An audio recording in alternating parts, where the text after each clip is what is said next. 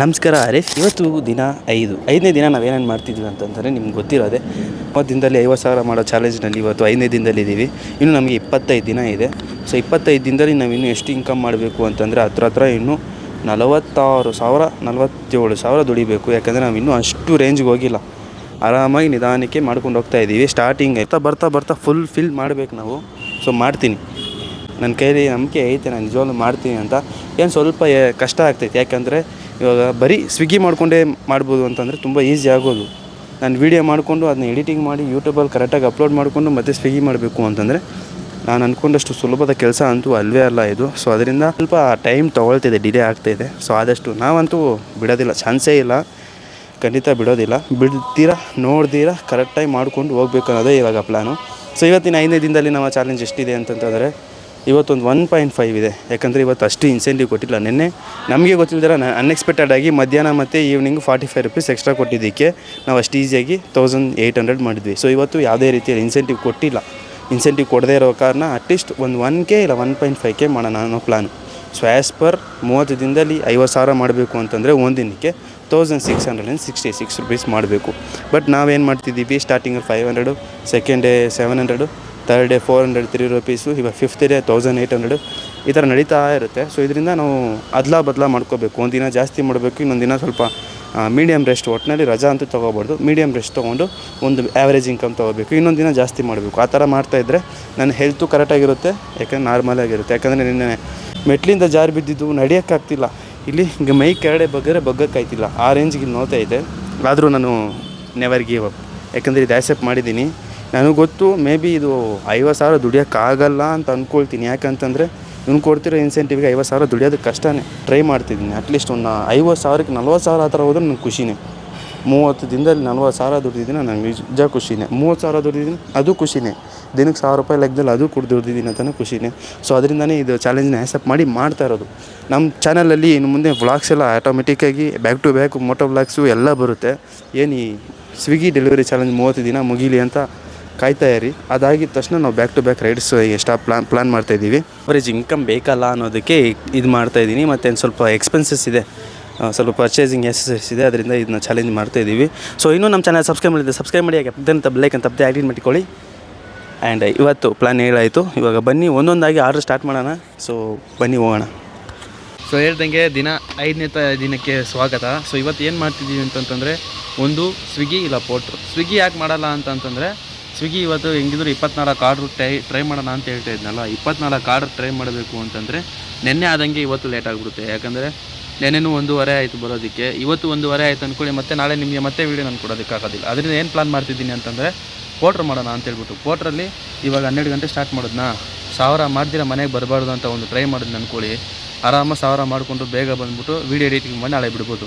So ಆ ಪ್ಲಾನಲ್ಲಿದ್ದೀನಿ. ಇವಾಗ ಸ್ವಿಗ್ಗಿನಲ್ಲಿ ಏನಾದರೂ ನೆನ್ನೆ ಕೊಟ್ಟಂಗೆ 45 ರೂಪಾಯಿ 60 ರೂಪಾಯಿ ಅಟ್ಲೀಸ್ಟ್ ಒಂದು 30 ರೂಪಾಯಿ ಎಕ್ಸ್ಟ್ರಾ ಕೊಡೋ ಥರ ಇದ್ದರೆ ಖಂಡಿತ ಸ್ವಿಗ್ಗಿ ಮಾಡ್ತೀನಿ. ಇಲ್ಲ ಈ ಥರ ಪರ್ಸೆಂಟೇಜಲ್ಲಿ 25%, 40%, 50% ಈ ಥರ ಮಾಡ್ತೀನಿ ಅಂತಂದಾಗ ಸೊ ನಾನು ಸ್ವಿಗ್ಗಿ ಮಾಡೋದಕ್ಕೂ ಹೋಗೋದಿಲ್ಲ. ಸೊ ಇದೇ ಪ್ಲಾನಲ್ಲಿ ಇಟ್ಟಿದ್ದೀನಿ. ಇನ್ನು 12 ಗಂಟೆಗೆ ಕೇವಲ 4 ನಿಮಿಷ ಐತೆ. 4 ನಿಮಿಷದಲ್ಲಿ ನಿಮಗೆ ಗೊತ್ತಾಗುತ್ತೆ ಏನು ಮಾಡ್ತೀನಿ ಅಂತ. ಇನ್ನಲ್ಲಿ ಹೆಂಗೆ ಕೊಟ್ಟಿದ್ದೇನೆ ಅಂತ ಹೇಳ್ಬಿಟ್ಟು, ಆ್ಯಂಡ್ ಪೋಟ್ರ್ನಲ್ಲಿ ಹೇಗೆ ಕೊಟ್ಟಿದ್ದಾನೆ ಅಂತ ಹೇಳ್ಬಿಟ್ಟು. ಮತ್ತು ಪೋಟ್ರ್ ಹೋದರೆ ಬೆಸ್ಟ್ ಅಂತ ಅನ್ನಿಸ್ತೈತೆ ನನಗೆ. ಯಾಕೆ ಅಂತಂದರೆ ಪೋಟ್ರಿಗೆ ಬಂದು ಅಂದ್ಕೊಳ್ಳಿ, ಬೇಗ ಮುಗಿಸ್ಕೊಂಡು ಬೇಗ ಬಂದು ಮತ್ತು ಮನೇಲಿ ಎಡಿಟಿಂಗ್ ಸ್ವಲ್ಪ ಐತಲ್ಲ, ಎಡಿಟಿಂಗ್ ಬೇಗ ಮುಗಿಸ್ಕೊಬಿಡ್ಬೋದು. ಆ್ಯಂಡ್ 2 ದಿನದ್ದು ಇವತ್ತದು ಮತ್ತು ನೆನ್ನೆದು 2 ಸೇರಿ ಎಡಿಟಿಂಗ್ ಮಾಡ್ಕೊಬಿಟ್ರೆ ಬೆಸ್ಟು ಅಂತ ಹೇಳ್ಬಿಟ್ಟು ನನಗೆ ಅನ್ನಿಸ್ತೈತೆ. ಸೊ ಅದರಿಂದ ಅದಕ್ಕೆ ಮಾಡೋಣ ಅಂತ ಹೇಳ್ಬಿಟ್ಟು. ಅದಲ್ಲದೆ ಸ್ವಿಗ್ಗಿ ಮಾಡಬೇಕಂದ್ರೆ ಲಾಗಿನ್ ಅವರ್ಸ್ ಕಂಪಲ್ಸರಿ ಮೇಂಟೈನ್ ಮಾಡಬೇಕು. ನೆನ್ನೆ 12 ಅವರ್ ಮಾಡಿದ್ದೀವಿ. So login hours compulsory maintain ಮಾಡಬೇಕು. ಅದರಿಂದ ಸ್ವಿಗ್ಗಿ ಬೇಡ ಅಂತ ಅನ್ನಿಸ್ತೈತೆ, ಪೋಟ್ರ್ ಮಾಡೋಣ. ಇನ್ಸೆಂಟಿವ್ ಪ್ಲಾನ್ಸ್ ಹೆಂಗಿದೆ ಅನ್ನೋದನ್ನ ನಾನು ನಿಮಗೆ ತೋರಿಸ್ತೀನಿ. 12 ಗಂಟೆ ಮೇಲೆ ಹೇಗಾಗುತ್ತೋ ಗೊತ್ತಿಲ್ಲ. 12 ಗಂಟೆ ಆದಮೇಲೆ ಒಂದು ಒಳ್ಳೆ ರೀತಿಯಲ್ಲಿ ಸರ್ಚ್ ಕೊಡ್ತಾಯಿದ್ರೆ ನಾನು ಖಂಡಿತ ಮಾಡ್ತೀನಿ. ಇಲ್ಲ ಅಂತಂದರೆ ಪೋಟ್ರಿಗೆ ಜಂಪ್ ಆಗಿಬಿಡೋಣ. ಇವಾಗ ಬನ್ನಿ ಚೆಕ್ ಮಾಡೋಣ ಅಂತ ಇದ್ದೀನಿ. ಇವಾಗ ಏನು ಮಾಡೋಣ ಅಂತ ಹೇಳ್ತಾ ಇದ್ದೀನಿ ಅಂತಂದರೆ, ಪೋಟ್ರೆ ಮಾಡೋದು ಬೆಸ್ಟು. ಯಾಕಂತಂದರೆ ಇನ್ಸೆಂಟಿವ್ ನಾರ್ಮಲ್ ಆಗಿ ಇದೇ ಥರ ಇರುತ್ತೆ. ಆ್ಯಂಡ್ ಇದರಲ್ಲಿ ನೋಡಿ 12 to 3 o'clock 25%, ಇದು 1 to 3 ಇದೆಲ್ಲ ಕ್ಯಾಲ್ಕುಲೇಟ್ ಆಗೋಲ್ಲ. ಯಾಕಂದರೆ ನಾವು 24 ಮಾಡೋದು. ಇಲ್ಲಿ ಕಾಣ್ತಿದೆಯಲ್ಲ, ಇದೇ ಮೈನು. ಸೊ ಅದರಲ್ಲಿ ಮಾತ್ರ ಇದೆಲ್ಲ ಯಾವುದು ಕ್ಯಾಲ್ಕುಲೇಟ್ ಆಗೋಲ್ಲ. ಸೊ ಅದರಿಂದ ಇವಾಗ ನಾವು ಅದು ಮಾಡಬೇಕು ಅಂತಂದರೆ 25%, ಫಾರ್ ಎಕ್ಸಾಂಪಲ್ 25% ಅಂತಂದರೆ ನಾವು ನೆನ್ನೆ ಲೆಕ್ಕ ಮಾಡ್ದಂಗೆ ಲೆಕ್ಕ ಇಟ್ಕೊತೀವಿ ನೋಡಿ. ಈಗ ಫಸ್ಟ್ ಆರ್ಡ್ರಿಗೆ 33 ರೂಪಾಯಿ ಬಂತು. 33 ರೂಪಾಯಿ ಇಂಟು 25% ಅಂತಂದರೆ 8.5 = 25 ತಾನೆ.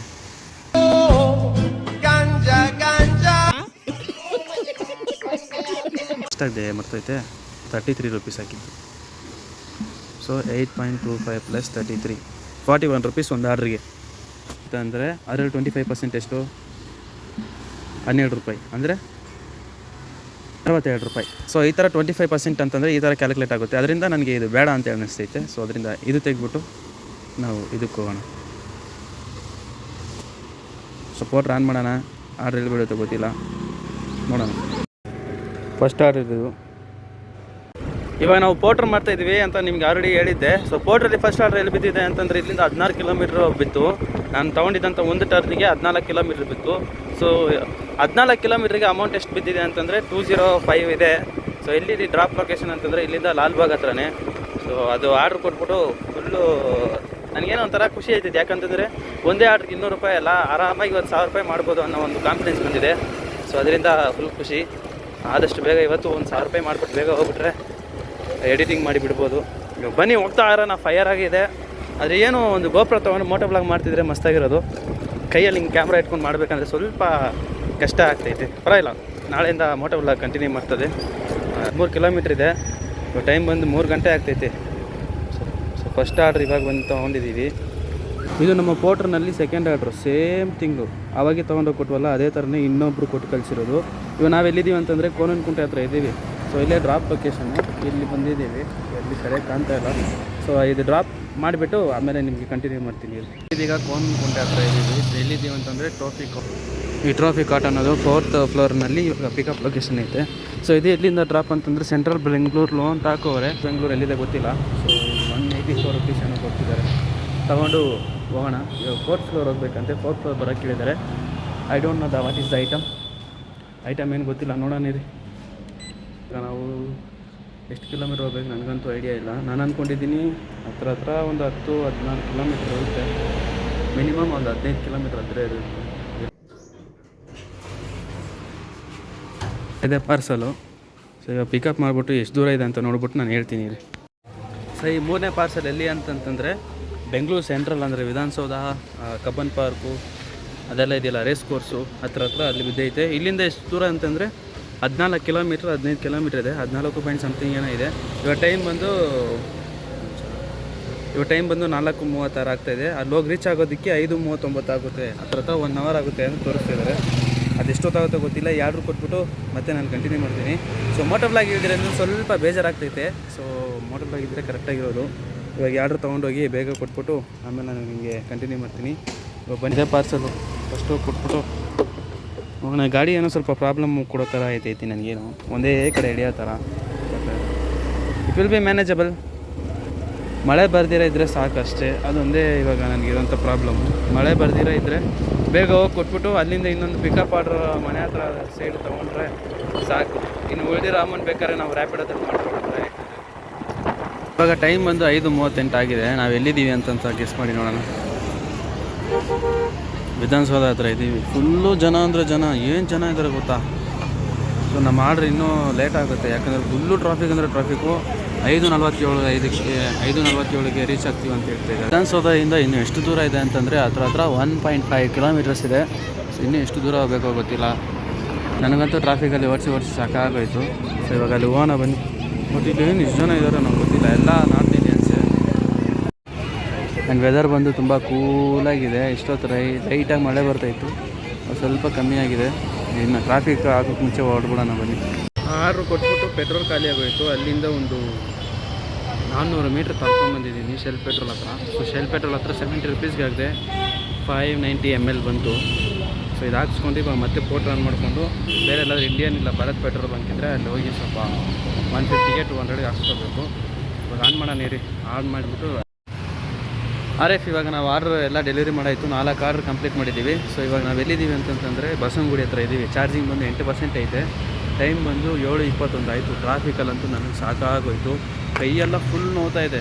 ಅಷ್ಟಿಷ್ಟೆಲ್ಲ ನೋವ್ತಾ ಇರೋದು, ಫುಲ್ಲು ನೋವ್ತೈತೆ. ಸೊ ಆ ಕಾರಣದಿಂದಾಗಿ ಅದರಲ್ಲಿರೋ ಚಾರ್ಜಿಂಗ್ ಬರೀ 8% ಇರುವ ಕಾರಣದಿಂದಾಗಿ ಇವಾಗ ಇಲ್ಲಿಗೆ ಈ ಪೋಟ್ರನ್ನ ಮುಗಿಸ್ತಾ ಇದ್ದೀವಿ. ಮತ್ತು ಇವಾಗ ಇನ್ನು ಸ್ವಲ್ಪ ಹೊತ್ತರಲ್ಲಿ ಮನೆಗೆ ಹೋಗ್ತಾಯಿದ್ದೀವಿ. ಮನೆಗೆ ಹೋಗೋಣ ಬನ್ನಿ ಈಗ. ಆ್ಯಂಡ್ ಇವತ್ತಿನ ಅರ್ನಿಂಗ್ಸ್ ಬಂದು ಎಲ್ಲ ಮನೆಗೆ ಹೋದ್ಮೇಲೆ ಹೇಳ್ತೀನಿ. ಯಾಕಂದರೆ ಚಾರ್ಜಿಂಗ್ ಕಮ್ಮಿ ಇದೆ. ಮತ್ತು ಮನೆ ಹತ್ರ ಸಿಗೋಣ. ಆ್ಯಂಡ್ ವೆದರ್ ಬಂದು ತುಂಬ ಕೂಲಾಗಿದೆ. ಇಷ್ಟೊತ್ತು ಲೈಟಾಗಿ ಮಳೆ ಬರ್ತಾಯಿತ್ತು, ಸ್ವಲ್ಪ ಕಮ್ಮಿ.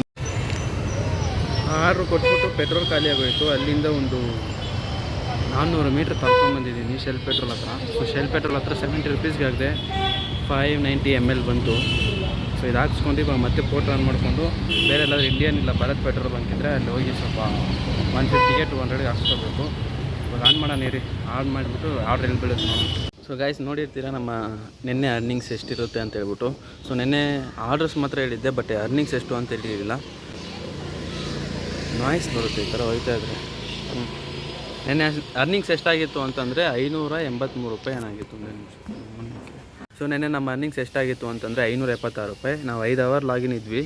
ಯಾಕೆ ಬೇಗ ಮುಗಿಸ್ಬಿಟ್ಟು ಬಂದುಬಿಟ್ಟೆ ಅಂತಂತಂದರೆ ಜಾಸ್ತಿ ರೈಡ್ ಮಾಡಿ ಇಲ್ಲಿ ಕತ್ತತ್ರ ಪಿನ್ ತೊಗೊಂಡು ಚುಚ್ಚೋ ಥರ ಆಗ್ತಿತ್ತು. ಮತ್ತು ಇಲ್ಲಿ ಹ್ಯಾಂಡ್ ಪೇನ್ ಬೇರೆ ಜಾಸ್ತಿ ಆಗ್ತಿತ್ತು. ಯಾಕಂದರೆ ಫುಲ್ಲು ಟ್ರಾಫಿಕ್ಕು ಬೆಂಗಳೂರು ಸೆಂಟ್ರಲಲ್ಲಿ. ಯಾಕಪ್ಪ ಹೋಗ್ಬಿಟ್ಟೆ ಅಂತ ನನಗೆ ಅನಿಸ್ಬಿಡ್ತು. ಆ ರೇಂಜಿಗೆ ಫುಲ್ಲು ಟಯರ್ಡ್ ಆಗಿಬಿಟ್ಟಿತ್ತು. ಇಲ್ಲಿ 12 ಅವರ್ ಹೊಡಿಯೋದೊಂದು, ಅಲ್ಲಿ 5 ಅವರ್ ಹೊಡಿಯೋದೊಂದು, ಆ ರೇಂಜಿಗೆ ಫುಲ್ ಟಯರ್ಡ್ ಆಗಿಬಿಟ್ಟಿತ್ತು ನಿಜವಾಗ್ಲೂ. ಸೊ ಅದರಿಂದ ನಾನು 5 ಅವರ್ಗೆ ಮುಗಿಸ್ಬಿಟ್ಟು ಮತ್ತೆ ಬೇಗ ಬಂದು ಎಡಿಟಿಂಗ್ ಮಾಡಿ ಮಾಡ್ಕೊಳ್ಳೋಷ್ಟು ಲೇಟ್ ಆಗೋಯಿತು. ಸೊ ನೆನ್ನೆ ಅರ್ನಿಂಗ್ಸ್ ಬಂದು 576. ಓವರಾಲ್ ಟೋಟಲ್ ಇನ್ಕಮ್ ಎಷ್ಟು ಅನ್ನೋದನ್ನು ನಾನು ಇವತ್ತಿನ ವೀಡಿಯೋ ಎಂಡಿಂಗ್ನಲ್ಲಿ ತಿಳಿಸ್ಕೊಡ್ತೀನಿ. ಸೊ ನಮ್ಮ 5ನೇ ದಿನ ಟೋಟಲ್ ಇಲ್ಲಿಗೆ ಮುಗ್ದೋಗುತ್ತೆ. ಆ್ಯಂಡ್ ಟೋಟಲ್ ಹತ್ರ ನಾವು 4,500 ಮಾಡಿದ್ದೀವಿ ಅಂತ ಅನಿಸುತ್ತೆ. ಇನ್ನೂ ನಾವು ಮಾಡಬೇಕಾಗಿರೋದು 45,000 ಮಾಡಬೇಕು ಹತ್ರ. ಸೊ ಡೇ 6 ಡೇ 5 ಮುಗಿದಿದೆ. ಮತ್ತೆ ನಾಳೆ ಸಿಗ್ತೀನಿ. ಸೊ ಈ ವಿಡಿಯೋನ ನಿನ್ನೆ ನಾನು ಸಬ್ಸ್ಕ್ರೈಬ್ ಮಾಡಿ ಹಾಗೆ ಪಕ್ಕದಂತೆ ಬೆಲ್ಲೈಕನ್ ತಪ್ಪದೆ ಆ್ಯಡ್ ಮಾಡಿಕೊಳ್ಳಿ. ಹಾಗೆ ನಾಳೆ ಸಿಗೋಣ. And welcome to day 6.